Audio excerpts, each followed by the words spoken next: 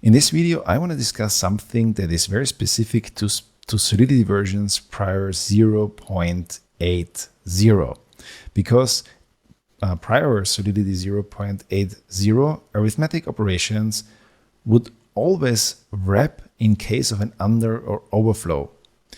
And there is a really widespread use of different libraries that introduce additional checks. One of those libraries, SafeMath, which if you become a Solidity developer, if you become an Ethereum blockchain developer, inevitably you will see it somewhere. And if you just work with Solidity 0.8, you will not understand why somebody in the name of God would ever use that. So in this lecture, I want to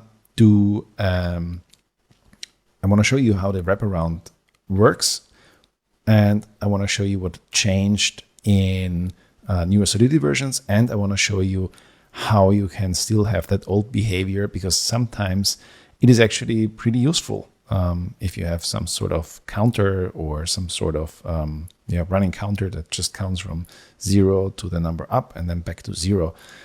But let's start with the smart contract first, and then we can talk about the actual stuff that it does. So let's start with example wraparound Solidity file, and we are going to, let me just copy the whole thing over here. Sample wraparound, and let's stick with the uint 8, and the uint, we don't need the integer.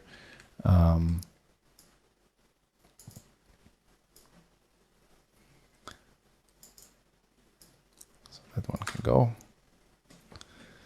Okay, so as you know from before, when I deploy this and I'm calling decrement uint, then it will error out. And the reason is that we are starting with 0, and if we decrement an unsigned integer, a 0 unsigned integer, then it cannot go anywhere unless it does a wraparound.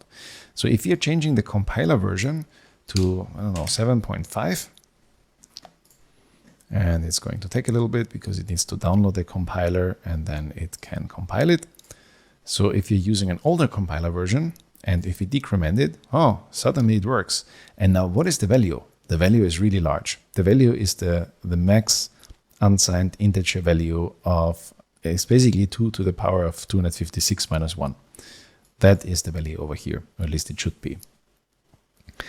And in version 0.8, they changed this behavior from an unchecked arithmetic operation to a checked arithmetic operation. So there will be, after compilation, there will be an additional check inside the bytecode to make sure that the increment arithmetic operations are not rolling over the integer or the unsigned integer or whatever variable it is. So in order to get this behavior back from the unchecked behavior back, you actually have to wrap it in an unchecked block that looks like this. And now if you're running in 0.815 or 14 or anything larger than 0.80, if we're gonna deploy this one, my uint is 0. If we are decrementing, suddenly it is also working because it's just wrapping around the value. Now, if we are, for whatever reason, wanting to mix and match this, then you can only for specific functions where you specifically want to have this behavior wrap the arithmetic operation in an unchecked block. And that's basically how it works. There's nothing more to say about this.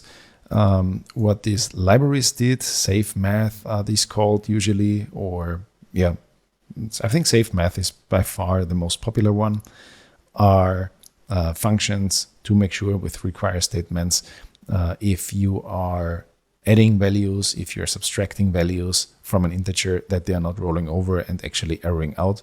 But this was all done in Solidity natively now, so there is no need anymore for those libraries.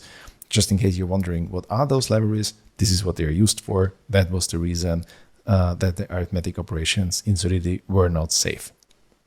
All right, with this, enough said. Off to the next lecture.